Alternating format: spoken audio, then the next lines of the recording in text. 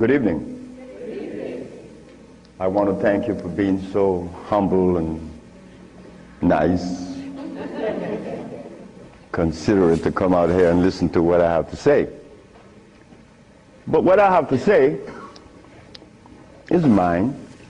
It was never mine. It's ours. I never believed that I would find myself in front of an audience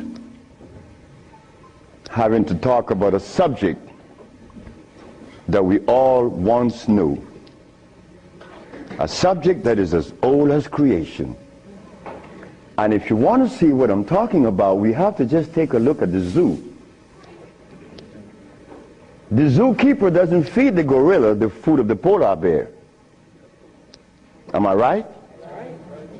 So how come we eat the food of everybody?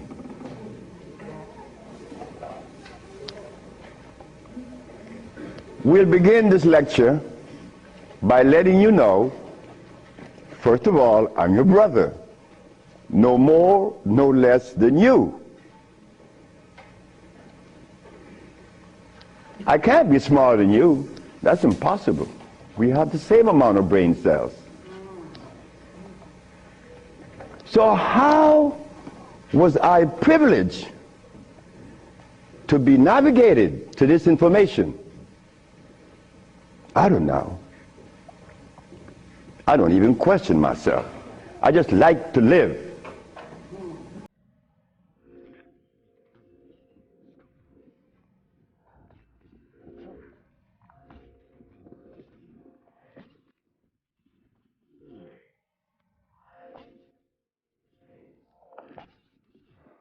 I was 12 years of age. I was Seventh-day Adventist. Corby Brown. We left that afternoon from the church. It was the 13th Sabbath. I said, Kirby, how did you like the lecture? I didn't.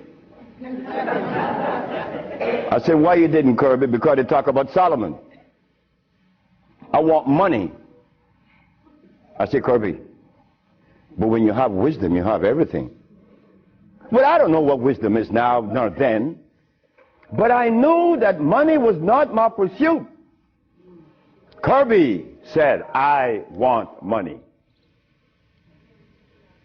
We were 12 years of age, 1945. I'm 73 years of age now. In 1994, a young man by the name of Tom Flowers came to me and said, guess who is coming tomorrow? I said, who? Kirby Brown. I said, well, if I remember correctly, Kirby said when we were 12 that he wanted money. I hope he made millions of dollars. I don't have any millions. I don't even have $1,000. Which I don't. But that's okay. I live. I found that avenue, or it was shown to me how to live. Not to read books, because everybody reads books, but yet society is deteriorating more every day. Everybody reads books. The brother called the other day on the radio and said that he asked about corn, right? Corn? He read books. He said that the text, the Kemetic text showed him that corn is good. Well, he better examine his text, because corn was made by man. But anyway, Kirby said he wanted money. That was a Thursday. Tom Flowers said, Kirby is coming tomorrow. So I said, well, if Kirby didn't make his millions, I'm going to remind him that we are alive. We are alive. Kirby didn't arrive. Kirby would never arrive. They had to take axe to chop the hotel door down. Kirby died of a heart attack. Kirby weighed 390 pounds. Kirby wanted money. He became a cab driver in New York. I didn't want any money. I didn't want it then or now. Because it's not important in your life. It was never important in our lives. The Maya shows that. The Maya built pyramids. The Maya lived for millions of years in the jungles of Central America. No money. The Africans? How long did we live in Africa without money? Since creation. Now they tell us we need money to fight AIDS. Brothers and sisters, we are at a deficit, a tremendous deficit, a deficit that if we do not pay attention, I'm glad I did. I'm glad I did, because I remained that obedient boy that just lost his mama 4 days ago.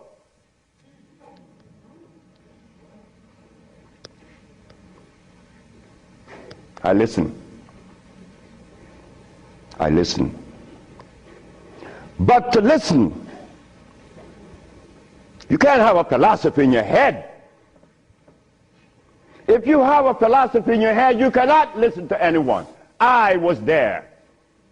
I was a Seventh-day Adventist. I listened to no one but those things that came from the church. Well, if I was to listen to the church today, the Seventh-day Adventists, I'd be eating tofu. I'll be sick.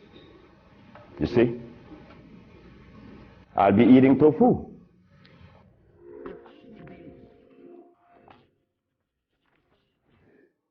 I wouldn't have been able to create because they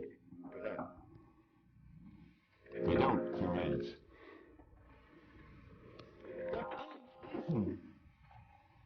The art of the philosophers of Europe, I would have never been able to find the answer to the Cactus. But now, I'm sharing with you the African wisdom, the African healing, the African genesis, the African essence, something that was never taught to us in the schools.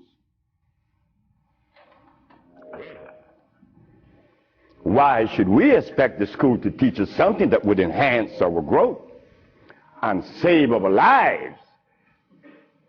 Why should the school teach you that? When in history has there ever been examples to show that one race of people is indebted to another? That has never been. Then you tell me that the white man is a bigot. The white man was never a bigot. He was never a discriminator. The white man is a person that obeys the first law of nature. Self-preservation is the first law of nature. So the white man, whenever he proceeds to preserve his race, and we sit back and say he's a bigot, it's only because we have lost it and we don't even know how to get ourselves out of this mess. I'm one of them. I'm you standing here. But one day it was to be that your brother would be shown something that would change the profile of things. I left my country, where I was born then. In 1953 to New Orleans, I became a merchant seaman. I was 20 years of age. As a merchant seaman, I became an engineer 5 years later. I'm a steam engineer. Don't ask me how I did that, because that's going to baffle you, because I've never been to school, and I don't read books. I don't read books now, nobody's book. I'm not even going to read my own.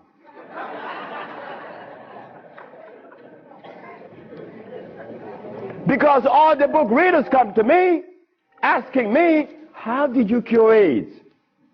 But that's like asking the gorilla, hey man, how come you keep yourself healthy without a hospital? How come you don't have any medicines? We'll begin. I became a merchant seaman, right quick, to take you through my life. Left Honduras without going to school, became a merchant seaman, became an engineer, worked for the County of Los Angeles as an engineer. While as an engineer, the County of Los Angeles something is to happen. Something is to change my life completely. First, it was a Mexican. The Mexican said to me, "You're dying." I said, "I know." "How do you know?" "Because I fell out going to the bathroom a Sunday afternoon, and I didn't reach the bathroom. I got up off the floor. Something must have happened between there and the bathroom." But I had gone to the neurologist, the endocrinologist, the GER practitioner in Russia, in England, in Germany, in France, United States. And they were people that knows what it is about. They had the great big books on medical science. But my asthma and my diabetes, my impotence was kicking. What happened to the books? They read books. All the physicians that treated this boy read books of all kinds. Nothing happened. I goes to Mexico, and the Mexican have a goat in his house. Every 5 words it was bad, bad. And I'm looking around. The Mexican said, "The goat bothering you?" I said, "No." "You're dying because you are disobedient." Then he brought the Holy Bible. "Honor thy mother and thy father, that thy days may be long upon the land." That's in the Bible, isn't it? But how could we honor our mother and our fathers when we don't even know what they were about? You don't tell that to an elephant, to honor his mother, because when he's born, he follows his mother and watch what his mother eats. Do you and I know what our mothers ate in Africa? We don't know, yet we dialogue. We dialogue on this level of intelligence because I know Plato, I know Aristotle, I know all about Diogenes, but you don't know what your mama ate. So everything that you talk about means absolutely nothing. So you see where they have us at a deficit? That's why we need each other. Now, when I became an engineer, the Mexican said, "Stop eating. Don't eat anything." For how long? 3 months. I said, "Are you crazy?" He said, "No, you nuts." You ask me if I'm crazy. You've been eating garbage for 30 years. You've been eating garbage. And I'm going to remove the garbage for 90 days, and you ask me if I'm crazy.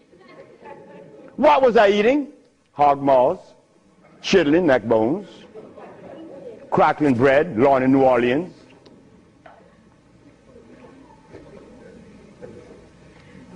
Eggs, because the grown-ups told me when my penis wasn't getting hard, eat eggs, drink raw eggs. And I did, by the dozens. And nothing happened. The Mexican said, "Don't worry about it, don't eat." 90 days later, I was no longer impotent, no longer diabetic, no longer asthmatic, no longer with glasses on my eyes, and this stomach hair was 42.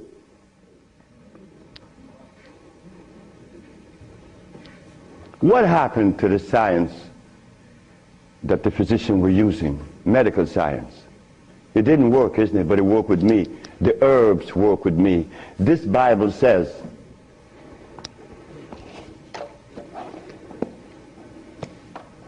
in the book of Revelation, it says 22 verse, and the first chapter, it talks about the herbs for medicine. Am I right? Well, ladies and gentlemen, what could have happened to us that when my brother, who was a preacher for 30 years, was sick, and instead of going to God's medicine, he went to the physician to get a chemical in his arm. My brother died 21 years ago. I'm not a preacher. I would never be a preacher. I told that to my mother. She wanted me to be the preacher. I said, no, no, no, no, no, no. That would be the last thing that I would consider. She said, why? I said, because I want to live truth. Even if it kills me, I'm going to live truth. And truth is, the Bible says that the herbs are for the healing of the nations. But the preacher, when he gets sick, he go get a chemical. What is the message he's sending to God? Come on, just be fruitful.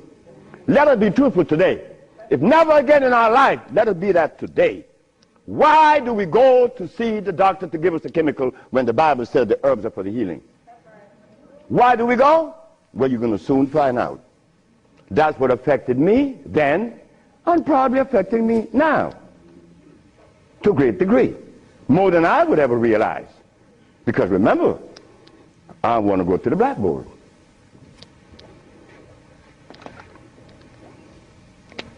Roughly speaking, Africa. Way overhead, we put America.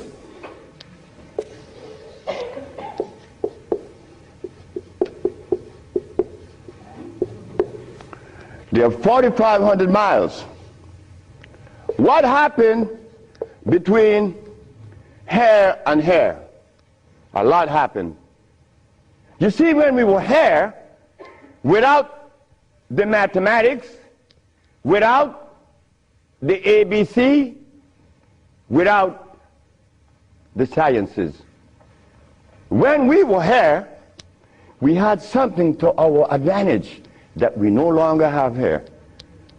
We are blind here. Here we weren't. We were seeing. Why? Because God provided us with everything we needed here. And none of it was comfrey or rice and beans. There were no tofu. There were no soy there. There were no cows. And there were no hogs, no chicken. There were no flour. Those things didn't come from Africa. You see rice and beans and flour and cheese and meat and the starch that you eat, they all came from right here, from a laboratory.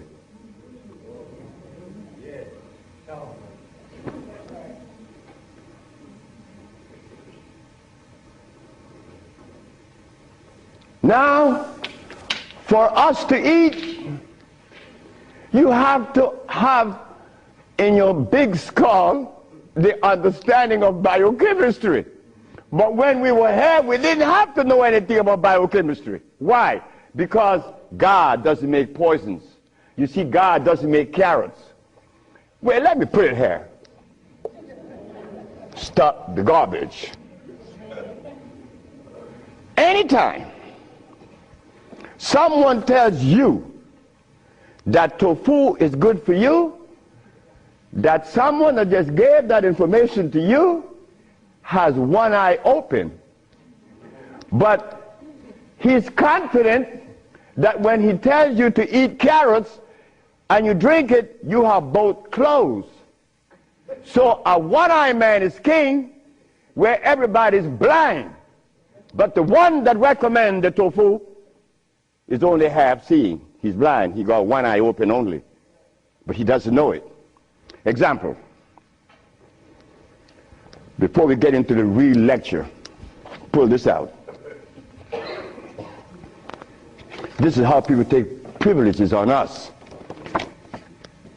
They don't care about us. They bring us information that, oh God, that's why the rest of the world laugh at us. Because they know that we have both eyes closed. Here it is. Moringa. Moringa has 23 times the iron in spinach. Spinach has iron? No, because spinach, let me take my time because there's a whole lot of information. I don't want to jog it up. Anything that has a pH of 7 plus is alkali. Anything that has less, 5, 4, 3, 2, 1, is acid.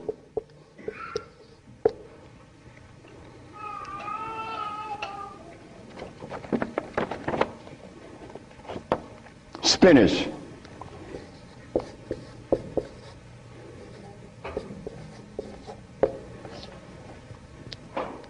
Acid. Why compare moringa with spinach? When spinach has a starch base, it has no iron.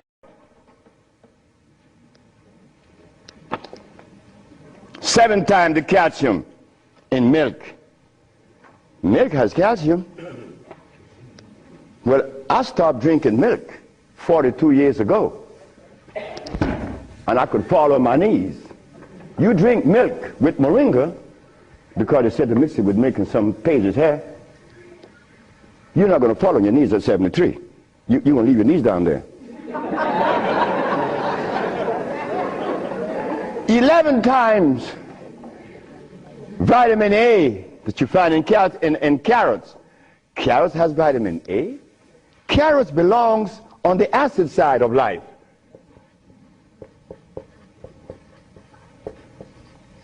So right there, and they say it to mix with carrot juice.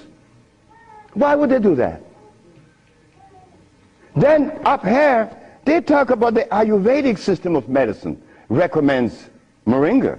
The Ayurvedic is Indian. The Ayurvedic system of medicine recommends cow milk. The Ayurvedic system of medicine has never cured any disease, nor moringa, nor any other system in the world. You know what this is like? When Steven Seagal tells me to come to his house because he had a headache for 5 years.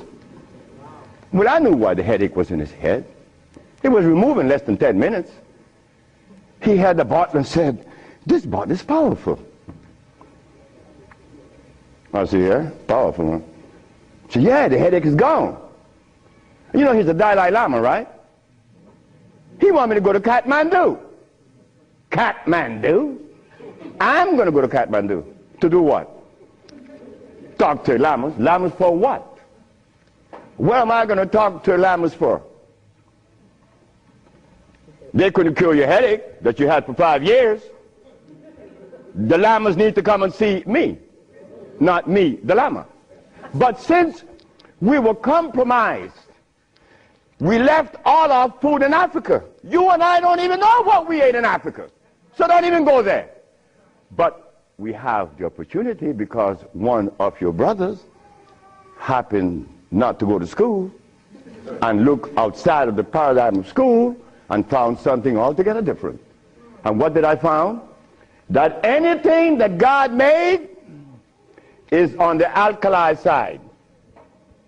Why? The molecular structure is complete. It was made by nature, not man. Anything that God made has no starch. That's another thing. Anything that nature makes has no starch. Anything that man made has to have starch, because starch is a binder. To titrate 2 unequal chemicals, you have to use a starch. Starch is not a food. Starch is a chemical. And what have we been eating since they took us away from Africa? Starch and blood.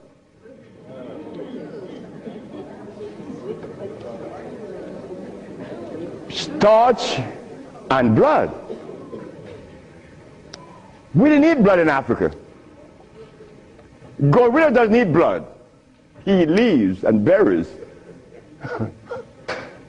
But gorillas are sane. They listen to each other, and they have a society well put together. Well, Sebi, when he became the engineer, and he found out that the pH value of things had a lot to do with healing and the properties that's to be used, I was happy. I used to run home. Guess what I found? I found that the herb that everybody's talking about is acid, and everybody's using it. What herb is that? Comfrey. She said, what? I said, yes, it's on the acid side. And so is rose hips, enchirecia. What about golden seal? That's right, golden seal was made. It's like the stick that you put in your mouth. They call what? What they call it? The chew stick.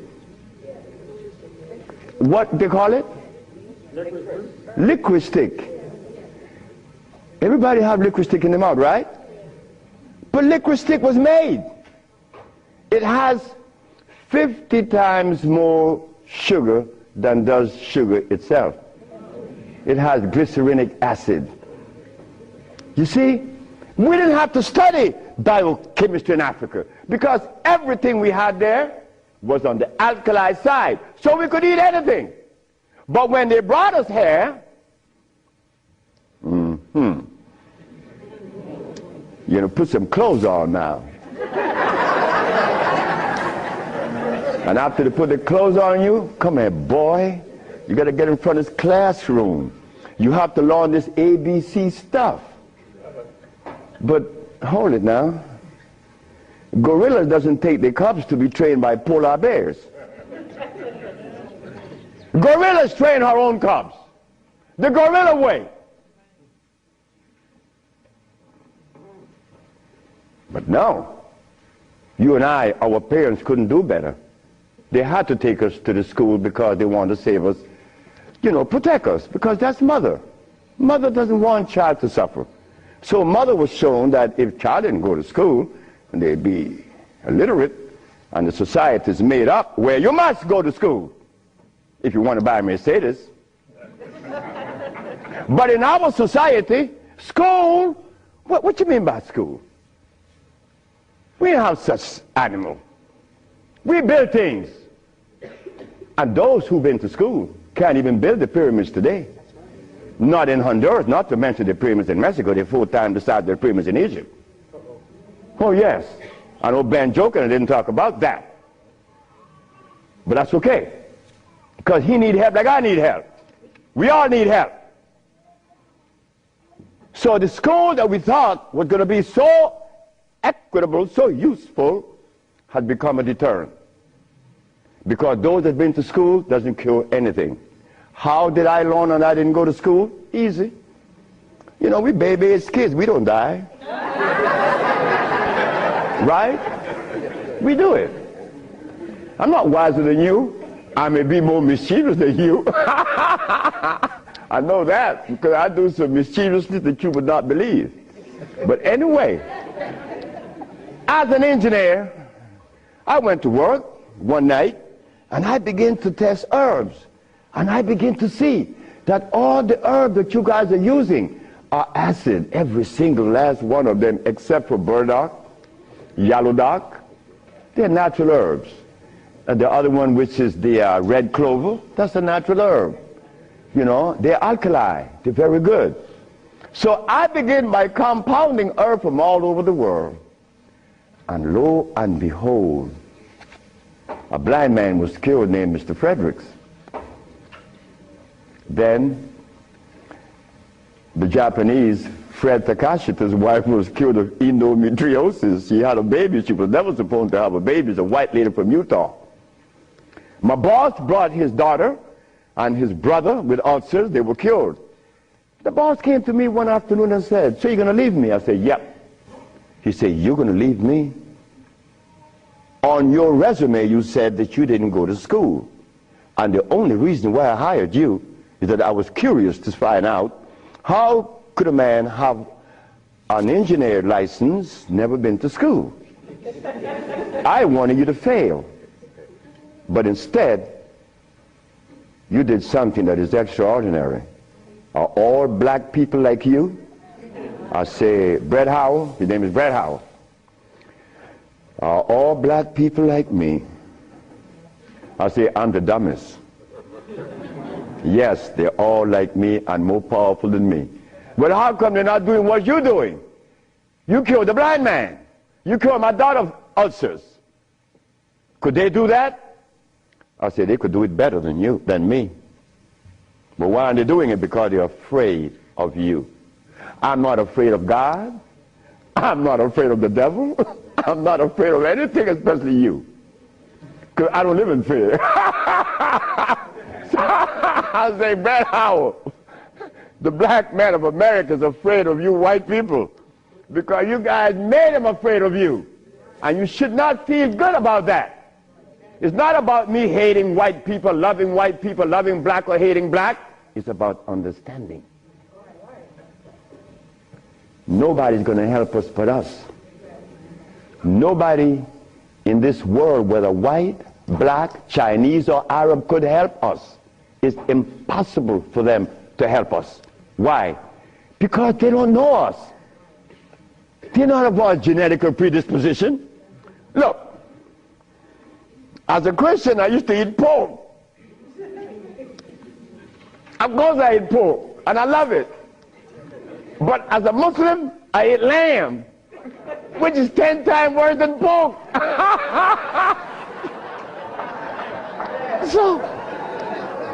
So what do I do? Who do I turn to?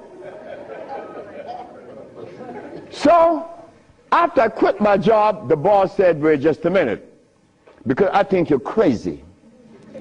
You're leaving your job as a steam engineer in 1980, when herbs in 1980, I'm making $2,900 a month. I'm going to leave my job with 10 years seniority to come after some herb that you didn't like. Why did I do this? I had to do it. It wasn't that I could see that far. I can't see beyond my nose. Talk about years ahead. But I had to quit my job. And I had to question myself, why am I doing this? But I did. And 1980, the boss is looking at TV, 1987, on the 10th day of February, and he see CNN, Alfredo Bowman, a.k.a. Dr. Sebi, is arrested for practicing medicine without a license, selling product approved by the FDA, and claiming to cure AIDS and other diseases, which is a fraudulent claim. The boss saw that. The boss' wife is in the bathroom because he told me the story himself. He called her out, come and see the man that's arrested. If he says he cure AIDS, I know he cure AIDS, because Bret Howard knew that I would never compromise myself to a lie. When I talk, I know what I said is the truth, but I also know that in America, you could also be dead right.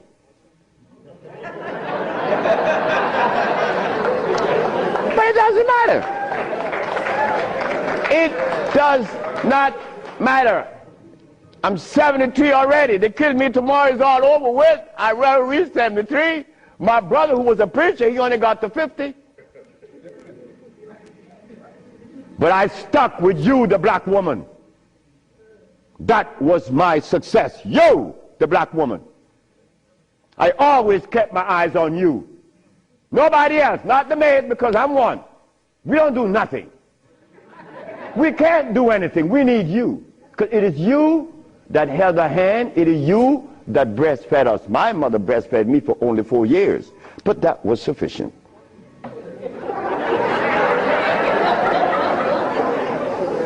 In 1962, two statements was made in a barbershop.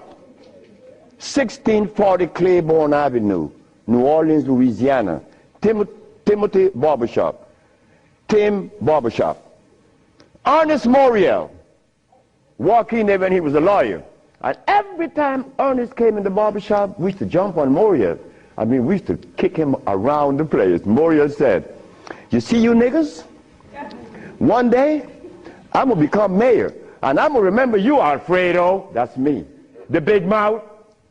I'm going to have you in jail. Ernest became the mayor of New Orleans. I was in Los Angeles, and the most hurting thing in my life was when I heard that Moriel had passed with asthma, a disease that I used to suffer with, that I was cured of in Mexico, and that I have addressed so many times. Moriel died. Ernest Moriel. Then another statement was made by me in that same barbershop. I said that I would give the black woman a gift. Brother said, Logan said, sapphire? I said, yes, sapphire, your mama. I said, she was the first, you came out of her. She held your hand. She teach you everything about the basic things of life, and then she cut you loose. Now she worth nothing. She's sapphire. I'm going to give her a gift. 1962, that statement was made. But 1962, I was sick. I had asthma, I had diabetes, I was impotent, I had everything under the sun. But in 1964, I was cured, and years went by. Then I found out this is the gift to the black woman. The healing that I found is in your hands now, black woman. Yes, it's in your hands. So in 1987, I was arrested. And while I was in jail, I was the happiest man in the world. Because when I was 40 years of age, I was going to work, and I passed by Miss Louise Wright's house on my right, and I made a statement: I'm going to help humanity. And here it is. 1987 is the showdown. I was arrested. All of the people in New York that were healers, I don't need to call their name. They say, yeah. They got the big mouth. They were angry at me because I put an ad in the Village Voice and the Amsterdam News and the New York Post. AIDS has been cured by the USHA Research Institute. And we specialize in cures for leukemia, sickle cell, impotence, blindness, cancer, and others. Well, after all, I did it. Shouldn't I advertise it? You should be glad your brother's doing that. Because now you have a chance to share in the bounty, right? That's the way I felt. So I'm in jail and I'm wondering, how is the American Medical Association going to escape from this one? You see, in the past, herbalists, when they talk, shh, gotta be quiet. Gotta talk under the table, because the physician may get you. The FDA gonna get you. But we seem to forget the one basic thing. When they remove us from Africa, did they bring our food with us? Did they? Well, how could the FDA have such kind of power over us now? Come on now, just wake up to it. So I stood in jail thinking, how am I going to do this one? This is going to be a heavy number, but it's nice because I wanted this moment. I wasn't going to back down. What you mean, back down? I'm representing some black woman. I never had a father. I never had a man in my confines to tell me something. No, I never had a stepdaddy. I had a woman. And then another woman, my grandmother. My great-great-grandmother lived to 124. Her name was Elizabeth. And she lived 70 years without a man. My great-grandmother lived 112. She lived 68 years without a man. My grandmother died at 100. And she lived 50 years without a man. My mother died 5 days ago. And she racked up 40. My mother died while I was coming to see you. I didn't turn back. You know why? The relationship with me and my mother was one of love. And she would have never wanted me to be there. My brother told my mother when I was about 10 years ago, he told her, yeah, you didn't like me. You didn't give me any love. You didn't give Fred any love either. That's me. So my mother said, what you say? You gave all your love to the pastor, not to Fred and me. My mother said, like, Fred, are you in on that? I said, ma'am, this boy was talking garbage.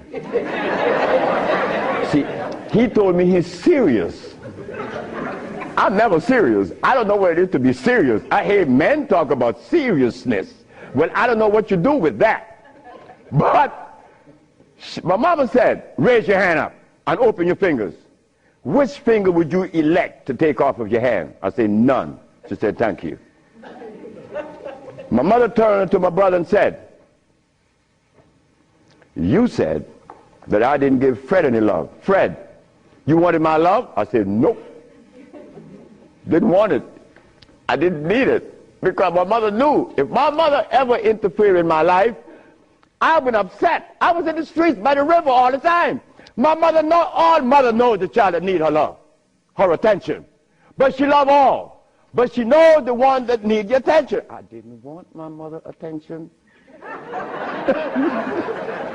And she knew it. But my brother said that she didn't give him any. But the boy went to the 3rd grade. He owns a fishing fleet, he owns an ice factory, and he owns a... That she didn't give him any, but the boy went to the 3rd grade. He owns a fishing fleet, he owns an ice factory, and he owns a fleet of planes. And he said that his mother didn't give him love. You see how we could easily make mistakes? Okay. Mother is mother and will always be mothers. The greatest gender on the planet. So while I'm going to court now, and I'm standing, the judge said, get the man out of jail, and I went to his chambers. Judge Shorter said, young man, you mind if I ask you a question? I said, no, sir. Why did you advertise that you cure AIDS? Well, sir, my mother's alive, Africa exists, and my face, and I would never offend any of the 3. That's why I advertise that I cure AIDS. He turned to the woman at the desk and said to her, ask her, did you investigate this man before you arrest him? She said, no. Her name was Phyllis Spay from the Attorney General office in New York. She said, no. You didn't investigate this man before you arrest him? This man, the response he gave me, he cured AIDS.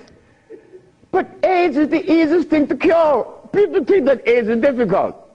To me, everything is easy, and to you it should be too. And I'm going to show you why it's so easy. So the judge said, well, you're out in bail, and that was February the 12th, I got out of the 13th, but the case doesn't begin until 88. September, I have a year and 8 months. Why the judge gave me so much time, I would never understand. So I waited, trial date. This is where the showdown with black and white. Not better or worse. We are not better than any white man or Chinese, no. We just happen to be different. That difference has never been treated by any religion or philosophy. There is a difference that needs to be understood. So while I went into court, the judge said, well, Dr. Sebi, will you please begin? Where do I begin? Begin where you say you cure AIDS and the physician say there's no cure.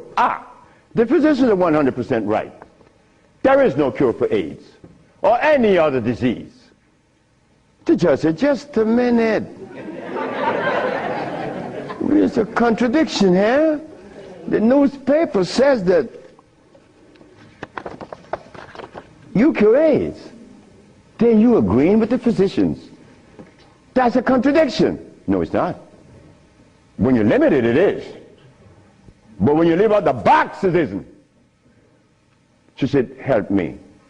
She said, of course. The physician take the position that there is no cure for AIDS or any other disease, and the physician are 100% right, according to their philosophy and their perspective.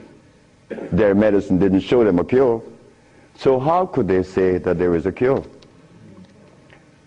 But the perspective that prepared me, there is cure for AIDS and every other disease.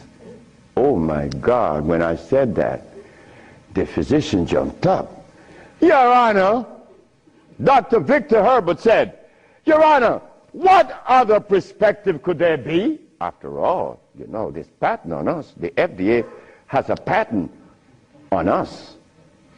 You cannot talk. The FDA talk, you shut up. Oh yeah? Well, I'm going to find out. So, the judge said, what perspective is yours? Dr. Victor Herbert, Dr. Bonanno, and Dr. Christopher said, how could there be another? I said, there is another, Your Honor. And what is the other? The African bioelectric cell food. I've never heard of such a thing. That's what the physician said. He have never heard of the African bioelectric cell food. I said, of course. But we have to remind the good physician that he have not heard of a whole lot of other things. But that doesn't deny the existence of the African biomineral electric cell food. What is it? Okay. The allopathic claim that there are multiple diseases. The African biomineral balance negate that position. There's only one disease, never been two. The allopathic claim that to treat the multiple disease you must use a chemical, which is violating God. Right? The African biobalance said no. It's a nutritional approach, electric food. Your Honor, I told you that this man was insane and unscientific. He said there's only one disease, but there's only one. Remember, I'm the boy that didn't go to school. I'm going to break things down to the least common denominator. When I was a steam engineer, I found out that in a machine, thermodynamics I'm talking about, or an automobile, the only thing that could cause this machine to go bad is what? Short circuit, obstruction, overheating. The same thing with the human body. So what did I do? I put compounds together that would cleanse the human body of what? Of mucus. In so doing, AIDS, sickle cell, lupus, herpes, blindness. But it sounds too simple, right? Well, that's not my fault. They have complex things, and then they deal with the complexity. And boy, that's a job. But with us, on our journey from Africa to America, it was easy because the slave master had a ship and brought us over. But getting back to Africa, we get confounded. We can't go back now. We don't know how to go back. We better not even go back. Because when I tried to go back, this is what I did. My first trip with a passport was to Kenya. So I went to Kenya and they said, where your passport? I said, I have no passport. I said, I was taken away 500 years ago. I'm back.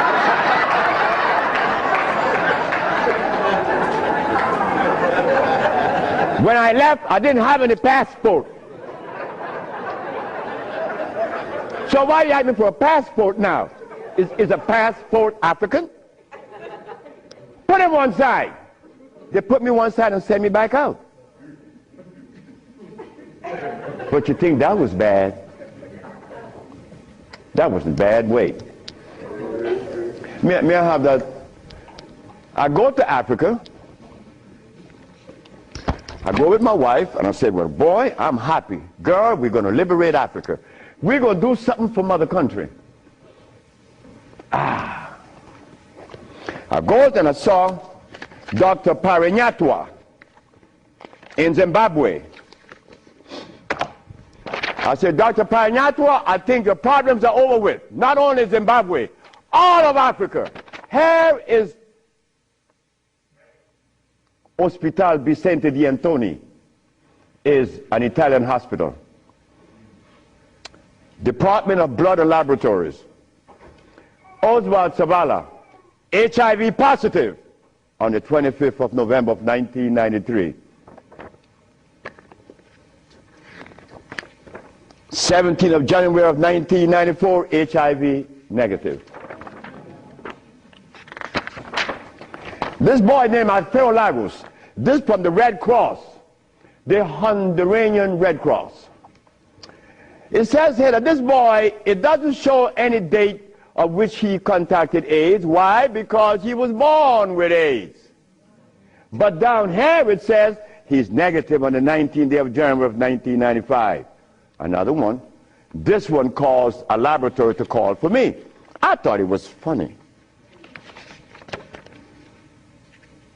This is the next one, the other one.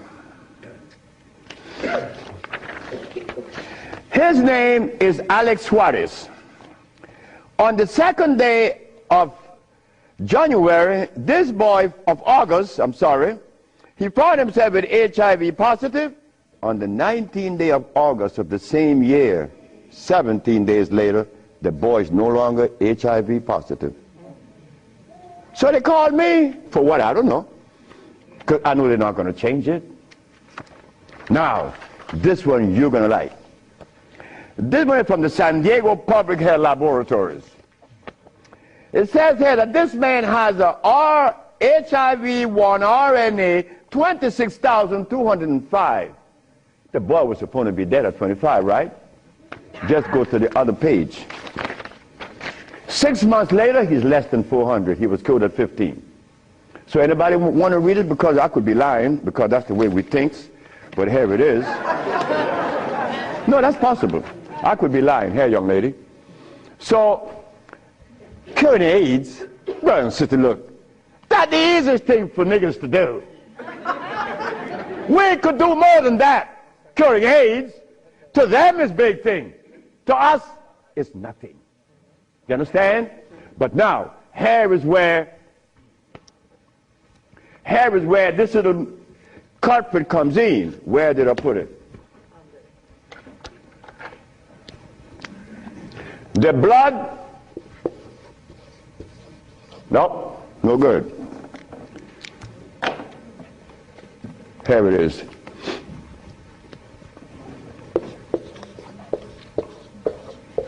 Blood and starch.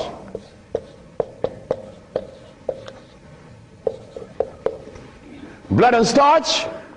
Blood and starch is going to prevent you from doing what the ants does for each other.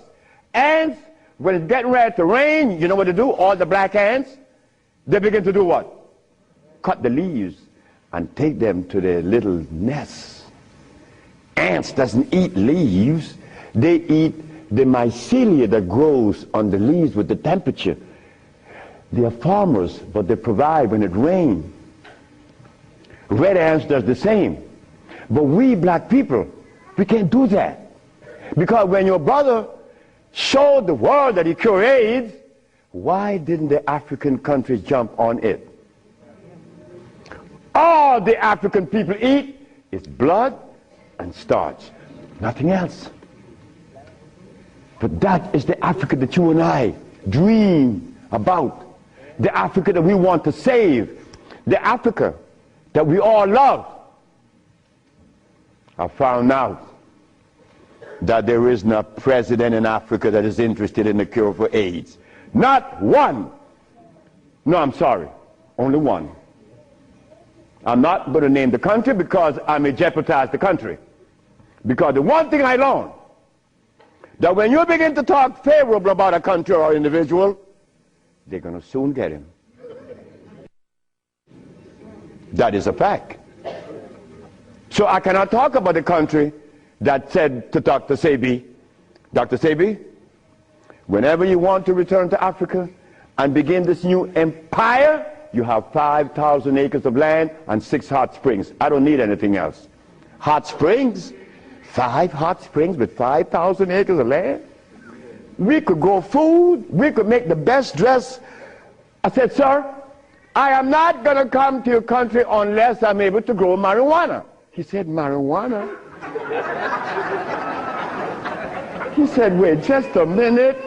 He said, I can't do that. I said, well, the compounds I've been giving your nephew that was autistic, that now is talking, was marijuana. And as for you is concerned, when I came here, you weren't walking. You were dying. Now you're running up the steps in the presidency. Yes, marijuana. That's a God's product. That's not cigarettes. You see what happened? My brother used to smoke cigarettes, but my brother didn't know that the tobacco that he was smoking was artificial. God didn't make that. But marijuana, God did make that. So it must have been a good reason why I was told in school that everything God made is good. Well, I know that. I live that. And I always will smoke it for as long as I live. Why? Because I have that right. I have that right. It's not everybody that uses it, from autism to arthritis, is cured, because everything that God made is good. So as I go to Africa, all happy, I came back with my tail between my legs, because ain't happening. It ain't gonna happen. They're not interested in that. But the one thing I noticed today and yesterday, and you may have heard it, President Clinton and Sanjay Gupta, they found the end of AIDS. How could they find the end of AIDS when they have not found the end of diabetes, the end for sickle cell, the end for any disease? But they're going to tell us that they're going to bypass these lesser diseases and jump on the major one, and they got the cure for it.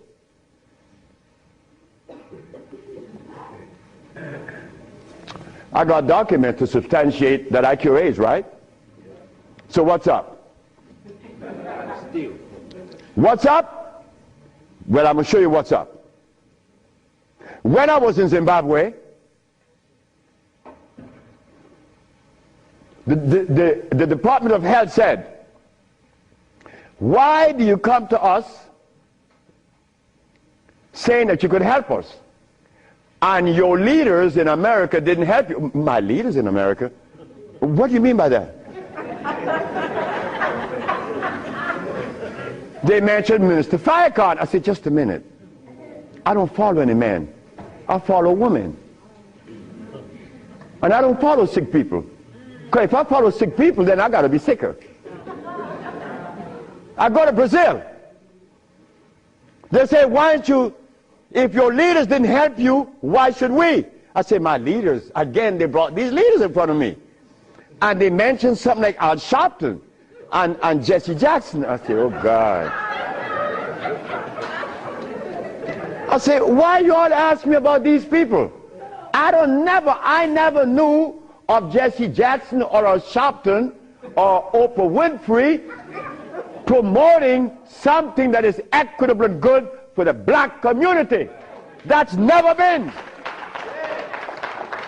What they could do is march. That I know. But why do you ask me about it? I'm asking you, why can't you incorporate this in your repertoire?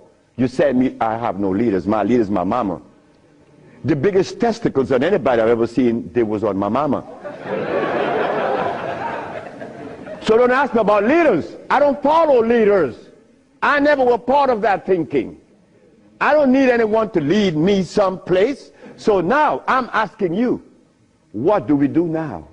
I cure AIDS. Are you going to call Oprah? You don't need to. She could advertise 1 million pieces, broken pieces, right? But that's fine. But she cannot advertise the cure for humanity. But there's one little dude that got himself in trouble. And he was totally unaware of what was going to happen. This little dude, I'm home with my wife, enjoying myself, a Sunday afternoon, looking at TV, somebody threw a rock on my window. It's Randy Jackson. What did you want? My brother want to see you. Your brother? Michael? Okay. I went. Well, he's sick as hell. Well, I treated him, and he got cured. He saw it, and he was encouraged to take me to the Rayburn building on Capitol Hill. Oh my God. This is going to really confound you. Michael Jackson took me to the Rayburn building on Capitol Hill on the 31st day of March. April. No, of March. March. It was March. 31st day of March of 2004. I said, why are you taking me there? Because you cure AIDS. I said, but what makes you think that they are interested in that? What makes you think that the world is interested? I don't care if it's any country in the world, they are not interested. Especially Africa. They were never interested. AIDS isn't killing Africa. Hepatitis C is killing Africa. All of West Africa is red line for hepatitis C. She talked about. But they're Muslims. So they have to eat the Muslim food, which is goats and lamb.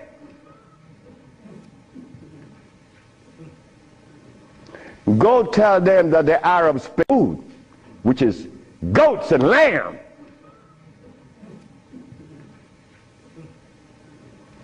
Go tell them that the Arabs played a trick on their brain. You cannot do that. Me, I remain the son of the jungle woman.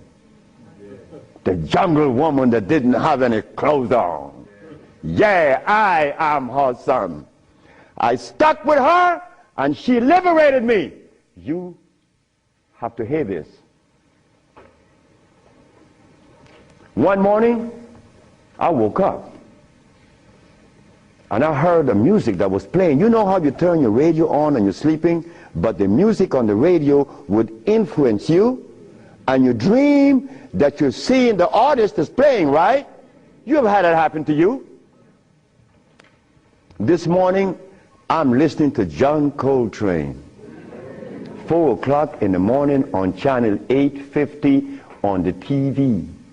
I'm sleeping, and I'm hearing John Coltrane playing Interstellar Space. But then, something was happening while this music was playing. I was looking at a black woman doing this from behind a tree. I woke up, and I didn't know how to interpret that dream. But then I was leaving that morning for Los Angeles. As I got to the airport, the governor was there.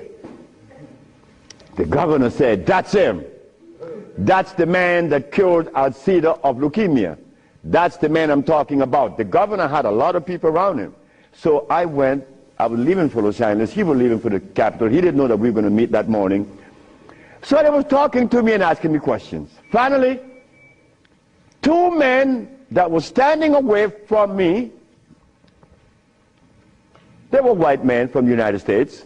They came up to me and said, "Well, we have heard of your miracle cures."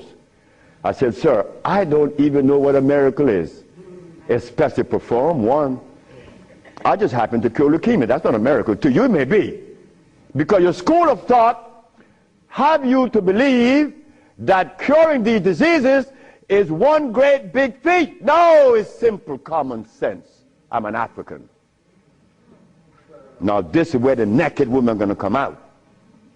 They said to me, "We have heard of your miracle cures, but have you been saved?" You see?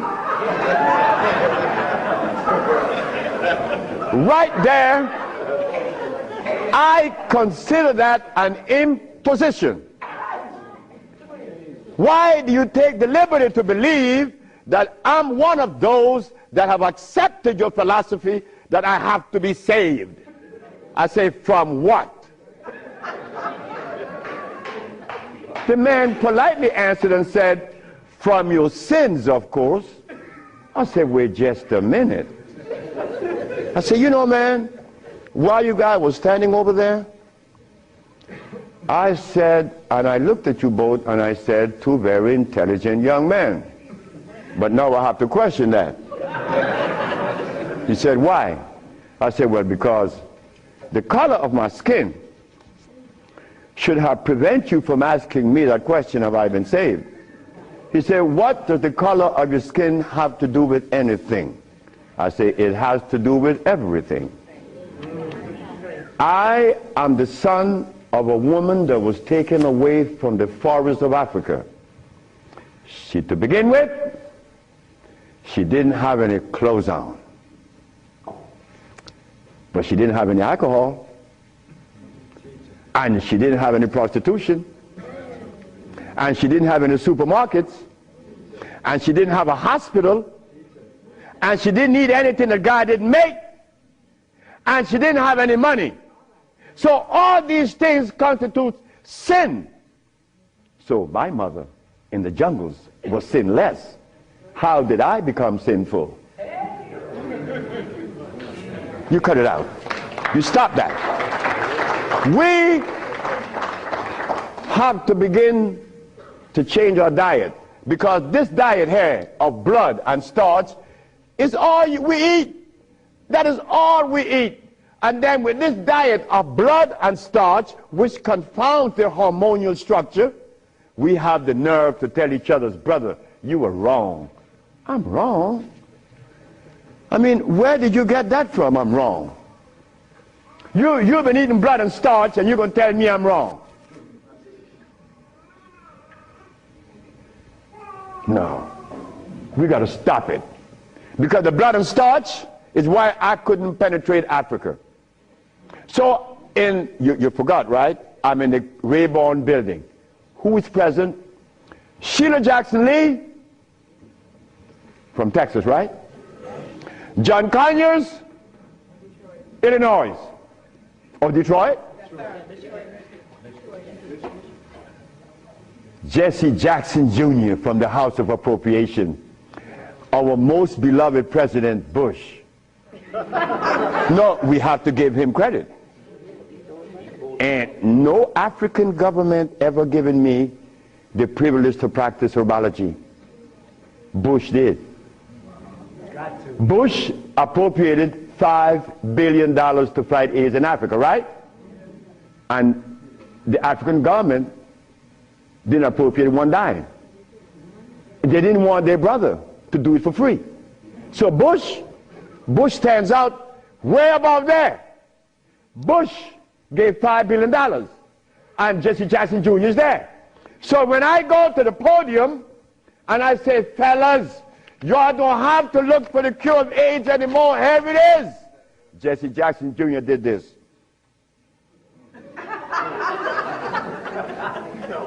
I said, I'm going to talk about this. I have to write about this in my book, because you, not me, but you and I believe in the leaders. We hope that they could do something, right? Well, they had a chance. So 17 African ambassadors, only one came to me from Mali.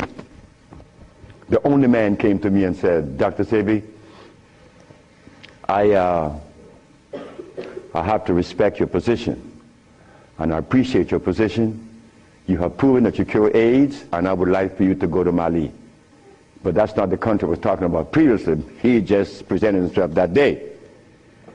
But Jesse Jackson Jr. didn't tell you that I cure AIDS, right? He didn't tell his daddy either, isn't it? And Miss Sheila Jackson Lee didn't talk about it, right? And so did John Conyers. So who gives a damn?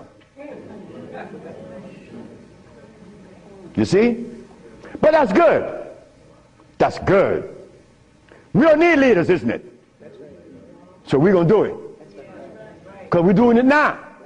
Because those black women I'm talking about, there's one sitting there. They are going to tell the world we cure AIDS.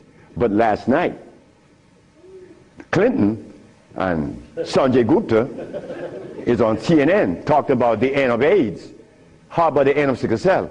How about the end of lupus? How about the end of herpes? How about the end of blindness? They didn't find those, but they find the end of AIDS.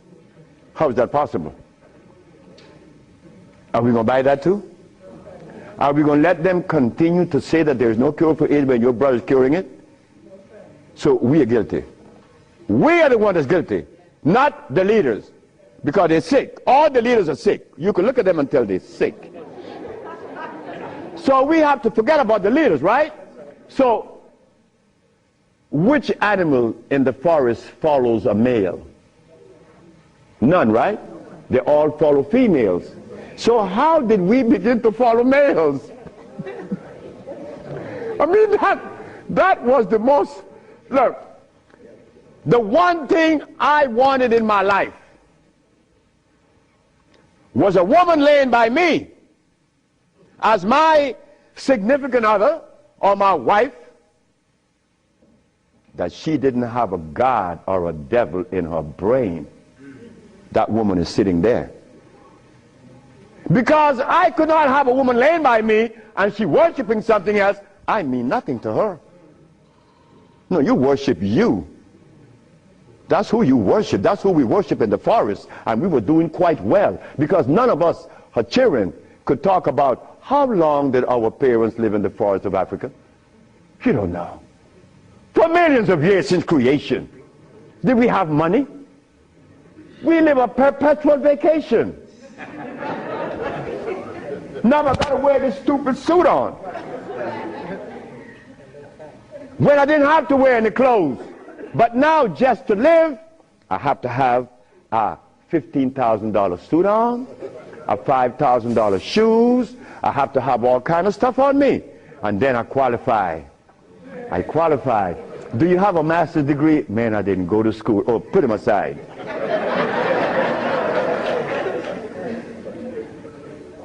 So in essence, there's no one on this planet that is interested in the cure for any disease. None of the leaders, none of those who are talking, they are not interested. It was simple. It was understanding that is alkalinity that cures, not acidity. And any healer that comes to you with these things, like adding carrots, like moringa, it says here, one of the things that I are careful with, it says here, if you add carrot juice with it, it's going to help you. But just a minute, carrot was made by some dude in Holland. It's very acid. So this moringa knows that you have both eyes closed, so I could sell you anything. We don't want that anymore. We don't want to tell stories anymore. We don't want to protect the stories anymore. But you see what happened? When you have been healing or call yourself a healer for 20 or 30 years using comfrey and rose hips and recommending tofu, and someone comes on the set and says that you may not be quite right, man, you get off there. You begin to get crazy. You begin to go crazy in that person because you have invested 30 years and people know you, and now you can't turn back and say, I was wrong. Well, I was wrong. And it was one little lady, 94 years of age, named Mrs. Holloman. I was along with the rest of the healers. I was reading these books by Jethro Kloss, Alma Hutchins, Indian Herbology of North America, Myers, Christopher, also this other named Shooks. And they all have calcium in it, so I had to believe that, right? And I went to Mrs. Holloman. I said, Mrs. Holloman, you got to drink carrot juice. She said, sit down, boy. I think you're crazy. I think you're out of your mind. I'm 94 years of age. I don't wear glasses. I don't need you to come and tell me to drink carrot juice because I know that carrot is a poison. I was in Rattan, the island of Rattan, and a woman was listening to me talk, and she asked me, what is the best breakfast in the morning? I said, I don't know. She said, a glass of hot water. I know she was right. The sister was right. So in essence, all of the hoopla about AIDS were just noise. We've been curing AIDS since 1984. Why didn't you know about it? The media didn't let you hear it, right? Jesse Jackson Jr. didn't talk about it, right? Well, I think in the book I have to mention his name because this is what's happening. They're lying to us. And we have to stop it. We have the cure for every disease in the world. We, the black race, is responsible. Not the white, not the Chinese, not the Arab. The Arab need help. They need help now. All Arabs need help. Because there's no way in the world where you find the highest incidence of eye problem like Arabia. Because they eat lamb. But could you go and tell an Arab to stop eating his lamb? It's like going to tell someone that uses cocaine, stop. Then you're crazy. Like going to Africa and tell a Maasai, hey Maasai, you only live 47 years, man, and you're going to die because you're eating raw blood and starch. He's going to chop your head off. And he should. Then we go to Guinea, and my wife came to me running. She said, the young man in there with his wife, he's 19. And she's complaining he's impotent. At 19, she said, yes. My wife came with it. What happened? We asked the boy, what does he eat? He eats cassava. Cassava.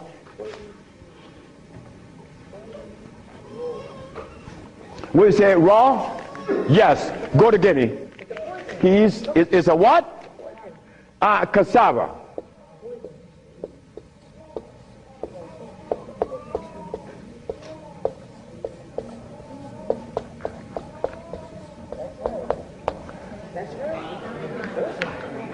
I want you to go to any African country and tell them, no, just ask them, please, why do you eat cassava? Oh, this is African. This is from history. Hey, African, I know you've been bamboozled too, because cassava is not a product of nature, nor of Africa. Cassava is a starch that needs the aid of a man to grow it. Cassava cannot grow by itself, and it has cyanide. But the cyanide has already affected the brain. He cannot think for himself. It's like talking to a Haitian or a Brazilian. In fact, the only country that I have ever visited that have people dark like me, but nobody in Brazil is black. Brazil.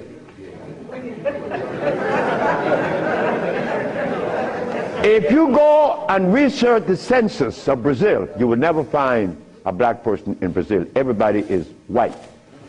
That is how much they have offended us, that we hate the very image that God made. Something is wrong.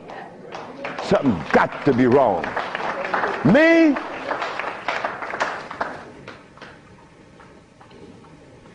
I was a very good Christian, and a very good Muslim, a very good Buddha. And I wanted to join the, well, I don't want to mention it, but anyway, I was a good everything. But what I found, that they were feeding me the wrong food, and I had to deny all of them because they feed us garbage. There isn't a religion in the world that have fed the black race in America or anywhere in the world the food that is consistent with their cellular predisposition. So if you, my religion, is feeding me the wrong food, then what is the message you are sending? It's like putting gasoline in a diesel car. You would not get to South Philly. No, you're not. It's not going to run right. But we're eating starch and blood, and we want a dialogue. Dialogue based on what? I mean, come on now. We are the remnants of what world? Let us try to bring it back. We can't challenge each other's. The only thing we have to offer each other's now is love. But to get to that point, a sister told me the other day, because I made a statement in the church, a brave woman stood up and asked me, Dr. Sebi, what have you learned from the entity that you are forwarding to us now? What have you learned from it? I learned to kiss everybody's butt. And I meant that. It came out that way in the church. Well, I had to give it that way, because that is the way it came to my brain. I kiss everybody's butt. It's easy. You see, it makes it easy. When you start kicking it, somebody's going to do something to you. And when you start kissing it, they reward you. So this sister came to me, and she was very smart. She said, do you literally? I said, drop your panties.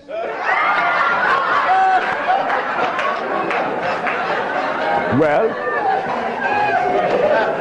I came out of a woman's vagina, I could kiss her rear end. That's easy, isn't it? Is it easy?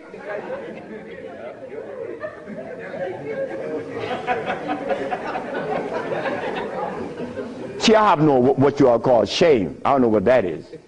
I'm not serious, I'm not ashamed, I'm not a man, I'm a male. Beyond. See, I have no what you all call shame. I don't know what that is. I'm not serious, I'm not ashamed, I'm not a man, I'm a male. Beyond that, I don't know. You guys are men, I'm a male, I stay there. It's easy. So brothers and sisters, look, the deal is this. We have the cure for AIDS. Now you're going to get a chance to ask questions. So ladies and gentlemen, I want you to ask whatever question comes to your brain. Feel free to ask. I mean, please, don't you hesitate. Don't you feel that you have to restrict yourself. I know Brother Adis is here. He may ask a few. I'm glad to see the brother, you know. Brother Adis is a brother I've been knowing for years. Stand up, brother. When I saw the brother the other day, I was very encouraged because the brother looks good. Yes, sir. I appreciate the brother. The brother looks good. The brother, I remember him and Sultan and Kwasi in New York. I would hope that Kwasi would come. And a bunch of other brothers. It was a bunch of us brothers. We were in love. New York was, look, we were in love. There was a love that we used to share that was so nice, so warm. But none of us, or all of us, understood that we couldn't follow anybody. Because if you start following one, you have to dislike the other group. But I'm a black man, I have to love everybody. I have to love Muslims, I have to love Buddhists, I have to love Christians. So if I have to love everybody, then I'm going to make it easy. I ain't joining nobody. Because I have to love everybody anyway. So it makes it easy. So now we go to the question. The sister and then you, another, yes. Good afternoon. Is it necessary to circumcise the male child? Again, sit down. The sister asked, is it necessary to circumcise the boy, the male child? Well, who started that? European. Who? My last little girl was born. I said, you're not, I told her mother, if this child is born and I'm not here, you will not cut the navel string. Okay? You understand? Listen to me now, Fanny. You will not cut this baby navel string. Okay. And I'm going to tell you how to do it. When the baby is born, you put the baby on your chest and let the baby suck your breast. The placenta is going to come right out. You put the placenta in a bowl and put some flowers on it. Keep the navel string attached to the baby until the placenta. 4 days later, it falls off the baby. You throw away everything. No cutting, no stress. No, it isn't necessary to circumcise, because I was never circumcised. It was you. Next.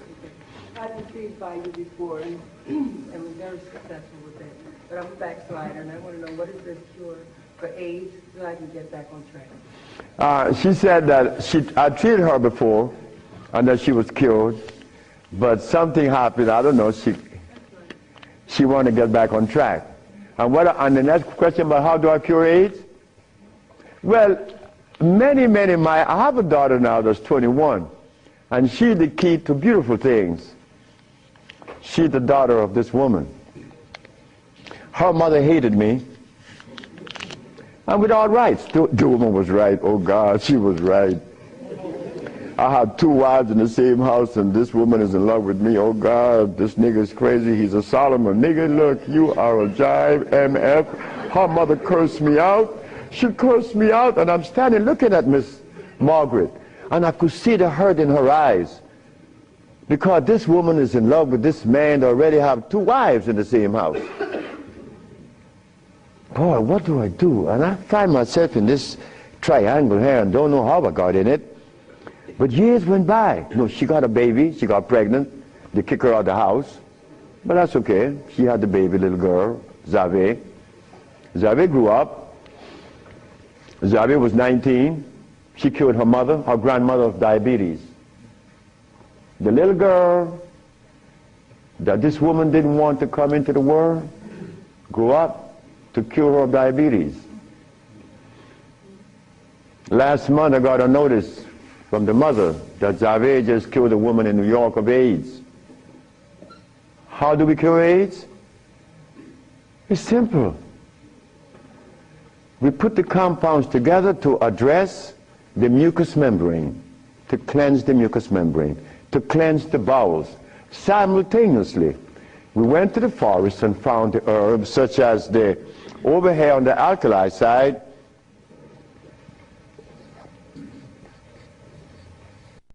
sarsaparilla is an herb that has the highest concentrate of iron. Fluorine, iron. Guaco, that is a plant that has, I thought I had a stick with me because I'm always chewing on it.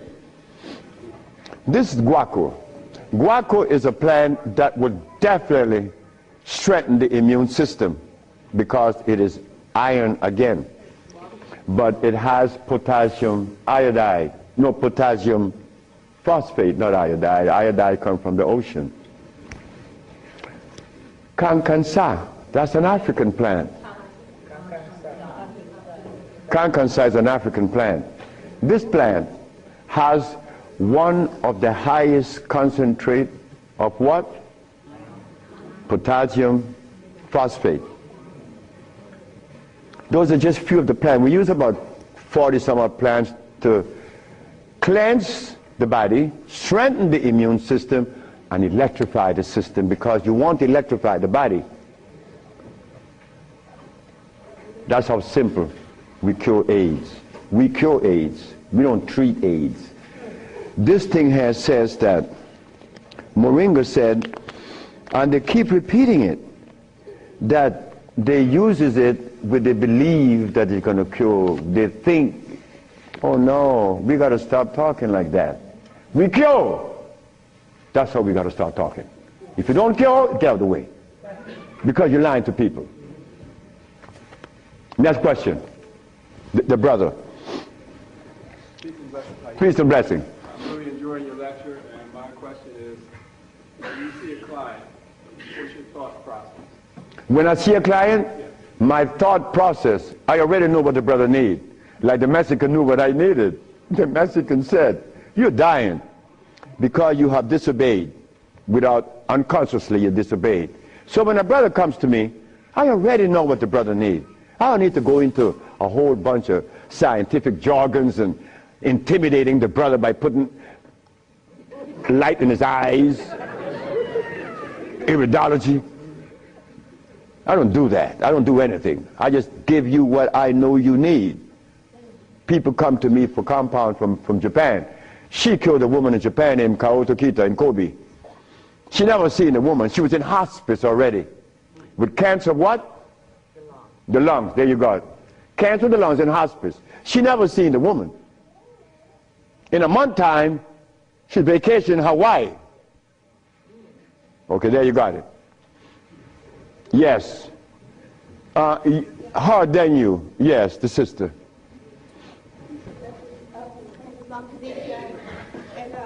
I have a sister who she was diagnosed with Alzheimer's, and she's been in my care for 2 years. I do have her on a fresh food diet, all organic foods, all raw foods, and I'm seeing a big improvement. But I feel as though she needs some other things. And what else can I do to help her? Alzheimer's. She has Alzheimer's, yes, sir. Okay, Alzheimer's. That's a brain problem, right? Remember what I said? There's only one disease? Okay. When you have mucus in the nasal passage, it is sinusitis. When you have mucus in the bronchial tubes, it's bronchitis. When you have mucus in the lungs, it's pneumonia. But now you have mucus where? For you to have Alzheimer's, where is the mucus? So we have to remove the mucus from out of the system, especially the brain, but then we have to feed the brain. That's where biochemistry comes into play. the brain. Like if the sister was suffering with rickets, that's bones, right? So we have to address calcium. If she had leukemia, it would be blood, that's iron. But now she has Alzheimer's. She has mucus in the brain, which prevents the brain from receiving what? Oxygen. Now, what is the brain composed of? Copper and carbon. That is what produces electricity. Copper and carbon. It's simple. Copper and carbon produces electricity. You go to an electrical plant, and all you're going to see is a big wheel turning, and it's copper. But against the wheel are these carbon brushes, and the friction of the carbon and the copper produces the resonance they call electricity. Electricity is not fire, it is vibration. But when you short circuit it, it's become fire.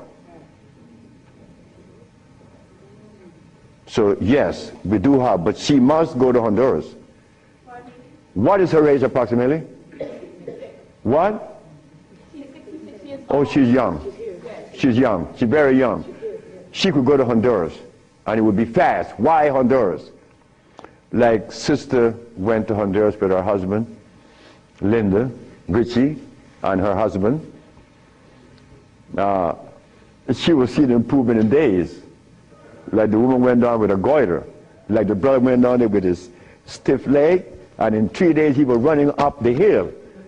And he could not believe it. Like, this is where a name comes to mind. And I want you all to remember this, because this is a woman that we all love and we all respect. A brother was taken to Honduras, to the village.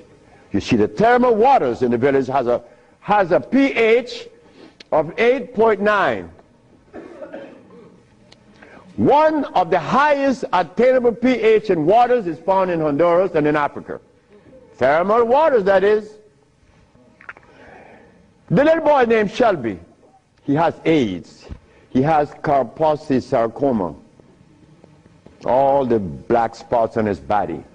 The boy went to the thermal bath 1 day, 2 days, 3 days, 4 days. The boy came out of the bathroom screaming. The black spots were gone. His mother and my wife Ma'a were very close friends. Ma'a told Malakia, take Shelby to Honduras. On the 4th day, he's doing good. How long is Shelby going to stay there? 1 month. I said, 1 month, he's cured.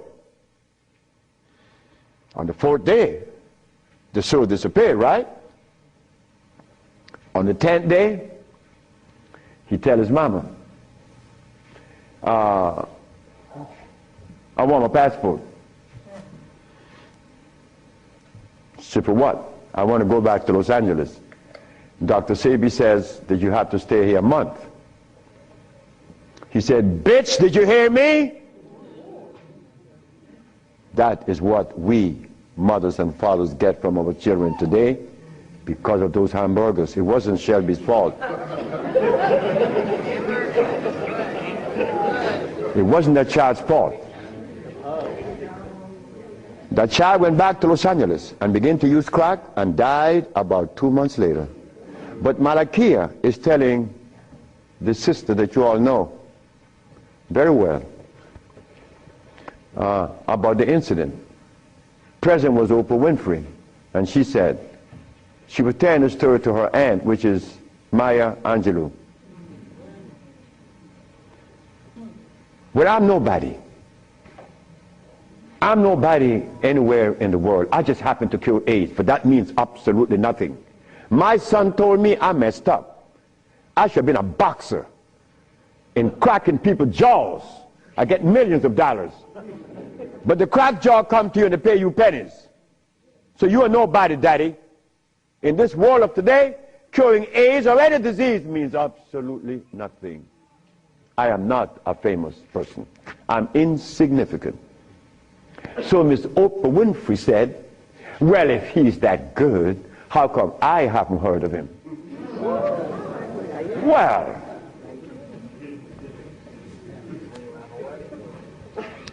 I'm not famous. Oprah. It's white. Oh.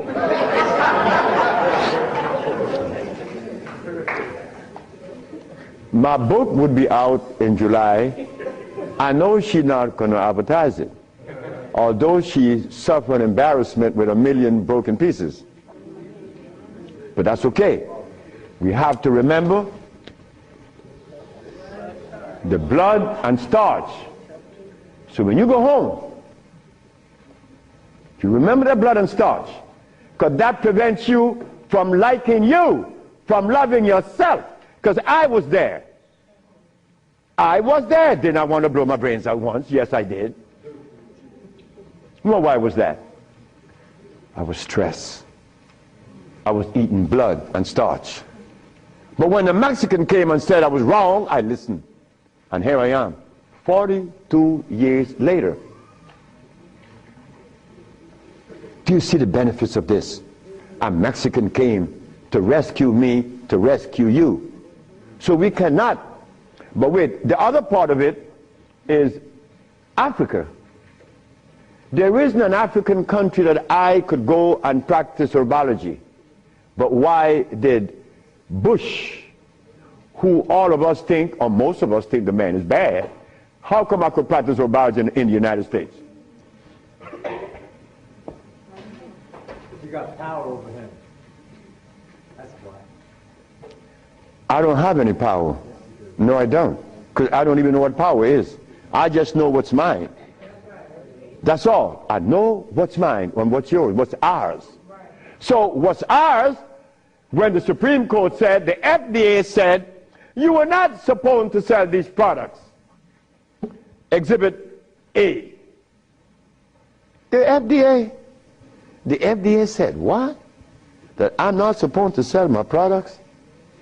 Well, maybe the FDA knows the food that is consistent with the African cellular predisposition. Because when they removed us from Africa, they didn't bring food with us. Maybe the FDA knows about these foods. Could you tell us, please, Mr. FDA? But when the FDA talks, we get scared. Scared of what? They're not God. You understand me? No, I don't have any power over nobody. I don't want that. If you know what I like to do, you would know I don't want any power. the brother in the back. Hepatitis C. Yes, sir.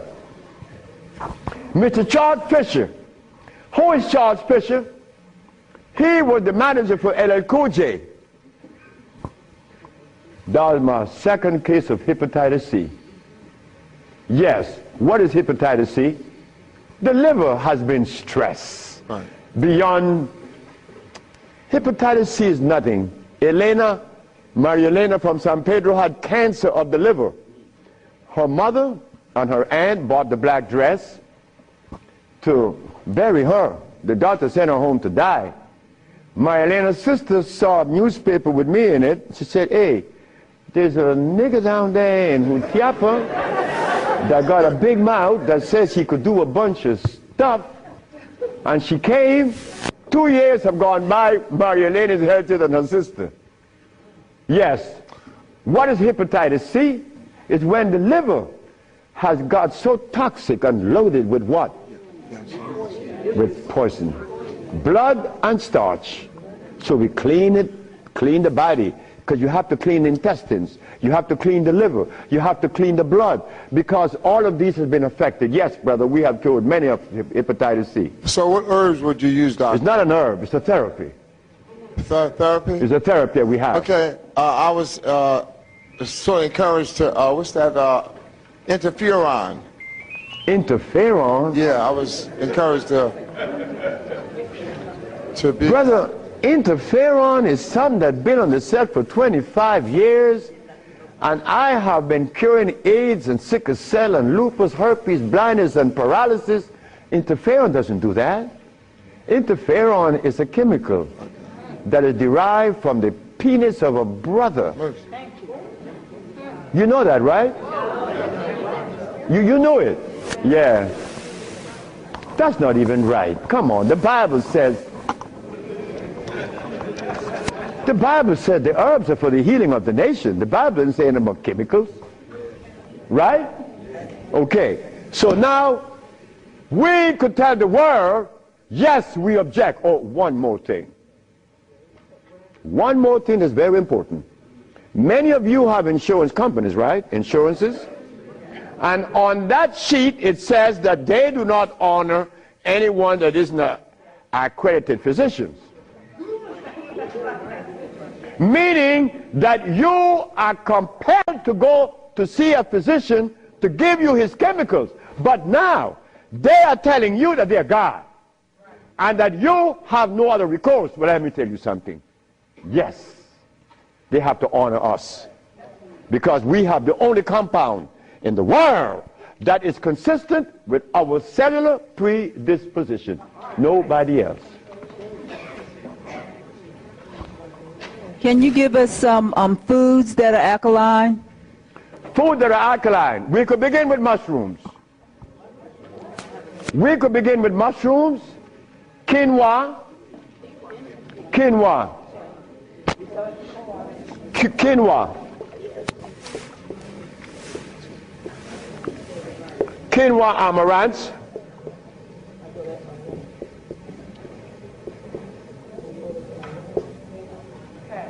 mushrooms,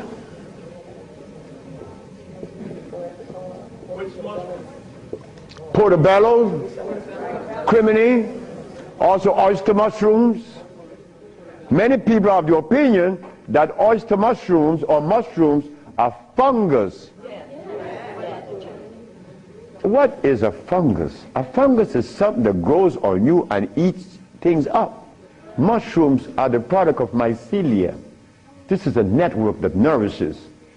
I have cured many diseases, psychological problems, with the Stropharia cubensis. So let me tell you something. Mushrooms are very good. They're high in potassium. Yes. And then the next, wait.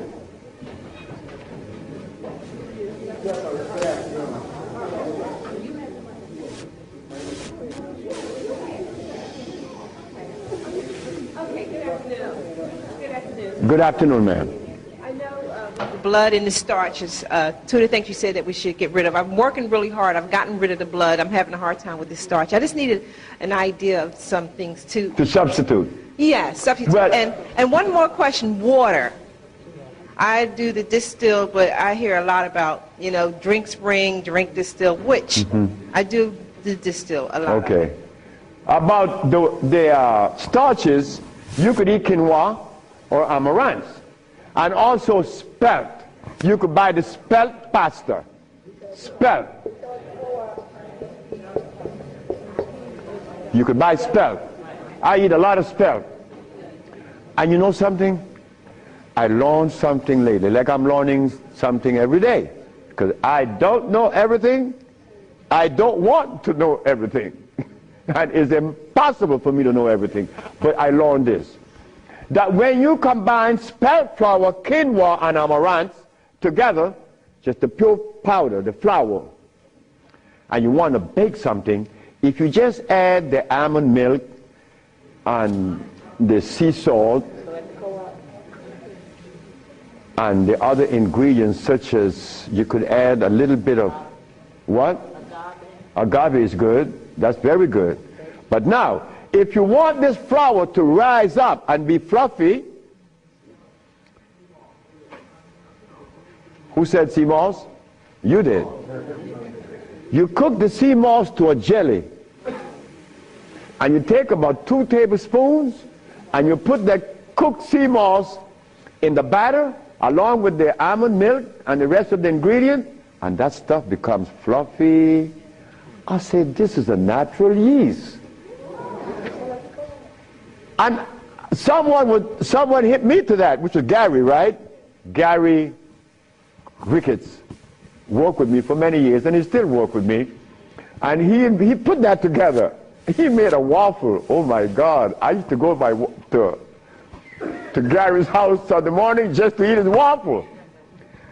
But his waffle was sweet because he used to put the maple syrup in it in the batter, and then he makes the waffle. You didn't have to put any maple syrup on it after that. It was delicious. And in the morning, okay, just let me go quick through all. Peace, Dr. Sebi. I wanted to know if you accepted practicums, internships. What's that? Internships, like practicums, to come and learn. Well, I came from Honduras, You come from Honduras? No, I want to practice. I want to know if I could have an internship. Oh, if you want to... I know you say black woman is key. So Oh, as a student? Yes. Well, that is what we're working on now, because the woman took over the whole thing, my daughters and the women that associated with them. And they would like many more sisters to join in, because I'm out of here. I want to go sit down by the river and smoke my dope. So can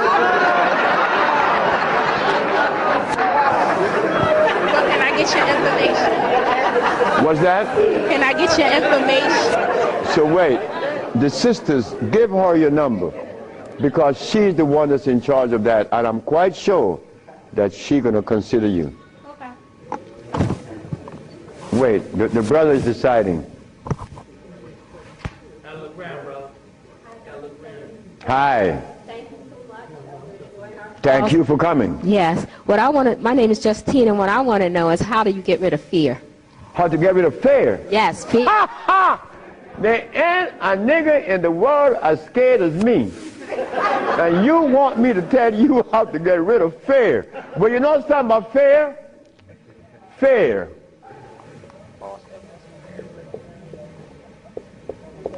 Fear is a natural occurrence. You don't get rid of fear. You understand fear. You don't get rid of it, because fear is necessary. But you don't let fear control you, right? Because it would paralyze you. Fear would prevent you from opening the door where there's a great, big, beautiful tomorrow. Fear, you see, when I was insane, to a greater extent than I am now, I was placed in a psychiatric ward in New Jersey. And they were right. But what they didn't know, that I was aware that I was sick. I was also aware that I would not take any of anything that they gave me in that hospital. But there was a man that, you know the swinging doors, right? A swinging door is a door that opens both ways, and you're going to swing it. And every time he came to his door to go inside his room, he used to stand there. Oh, and he could never open that door. I used to go by and swing the door, and he'd go in and say, "Thank you, man." Why couldn't he open that door? Fear. But once you open the door and you see this great big thing, fear is gone. A bright tomorrow, hey, I'm no longer in fear. But then comes another one that's going to trick you.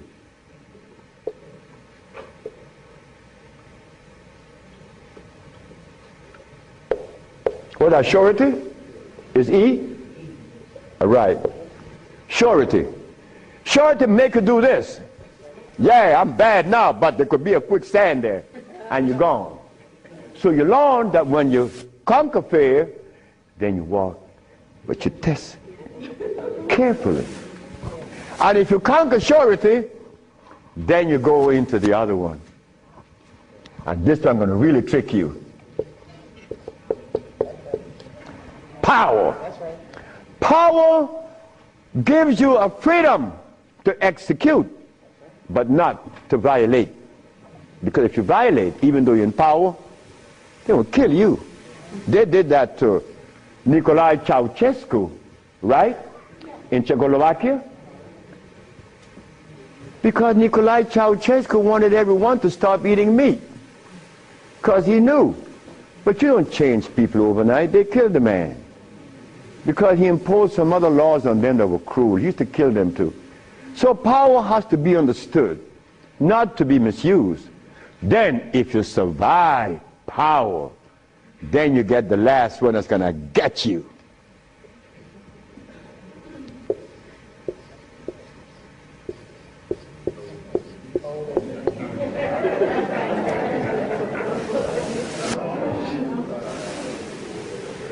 So you see, it's all about peace.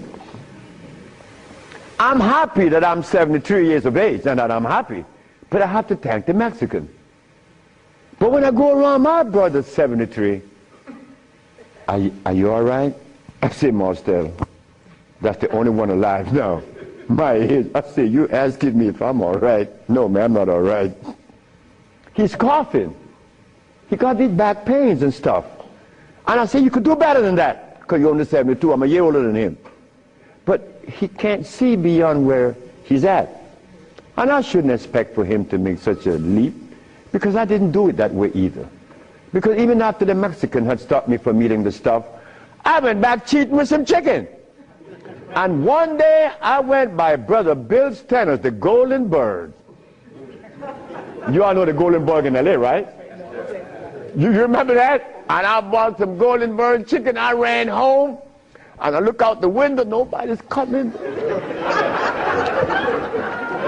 and take it outside and spray the house, because they had these 4 black women.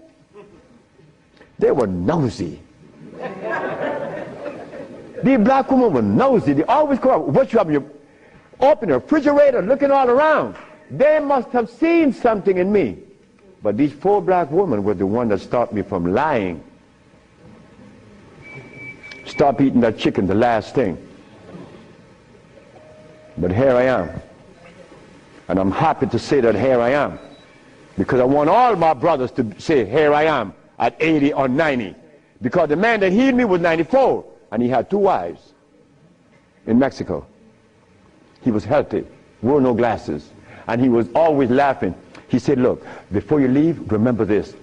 Never you socialize with people that are serious. Serious people are sick. Because there's no reason to be serious. Because I cure AIDS and diabetes, I've proven that. And I'm not serious. I'm your brother. I want to play with you. I play with my wife all the time. I don't have no time to this other stuff. If this other stuff comes in, then something is wrong. Next question. Hi, Dr. Sebi. My question is, as a woman, how do you cure high blood pressure and rapid hair loss? High blood pressure and what? Rapid hair loss. Rapid hair loss? Hair. Or hair? Hair loss. High blood pressure. High blood pressure is easy. Just stop eating. Where we have the product to remove the pressure immediately. People go down to Honduras, and in less than 3 days, the pressure's down. The man just came from Caymans. That's right, Caymans. Grand Caymans. He came down with high blood pressure, diabetes, and impotent. A young brother, 52.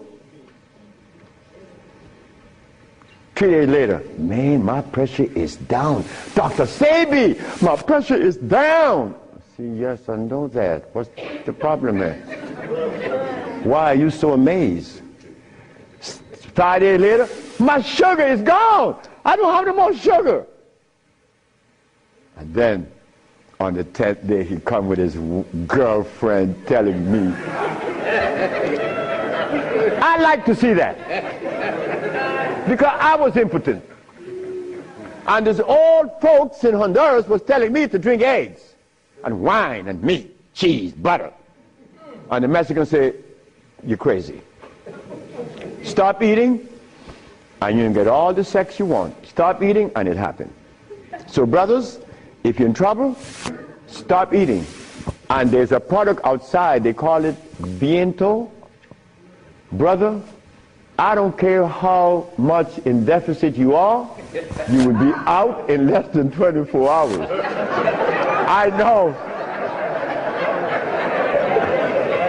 I have to be abreast with that because my wife is 20 years younger than me. I can't allow this woman to get ahead of me. You understand? And she looks good and she's youthful. So I have to maintain energy. And I want all of you brothers to understand that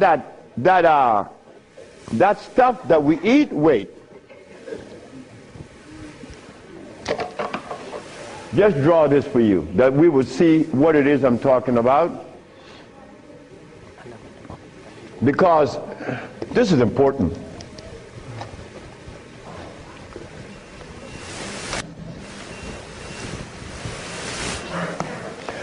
I recorded a man from the age of 15. I saw his life because I was a curious boy. Remember, I'm the boy that didn't go to school. So I was looking at things that the schoolboy wasn't looking at or seeing. This man named Brindley, he was in his 20s. I was 21, he was 25, 4 years older than me. And he was the dude, a woman's man. But when I was in my 40s and I went back to Honduras, Brindley was 46, I was 41. And Brindley was like, yeah, man. Yeah. Yeah. His wife gone. She's a seamstress. She's gone a long time. But when he was young, he had every woman in the world. I said, Brindley, what happened? Man, you know, I'm old now. I said, hey, nigga, you're 46. I'm 41. There again, what is old? What is old? Old is when you get to my age. 73, nigga, you old. Sure, I'm old. If I had a big belly on me and I wore these glasses and I was hooked up to a machine, and no woman wants an old sick man beside her. So brothers, look, stop eating blood. Because when you get to my age, you want to be healthy. You want to be playing with her, right? Sure you do. Why not? She's your companion. You want to play and laugh with this woman. Brindley couldn't. Why? You see, this stuff right here.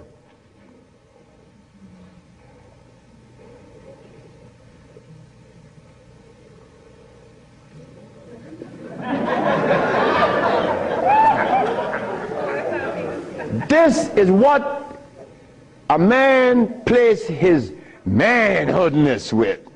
His penis. Yeah, I'm a man.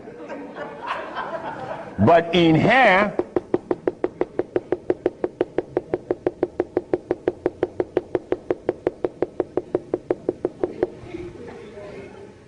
to keep this penis erected, these little orifices, they call veins and the rest, has to be opened for the blood to flow, or else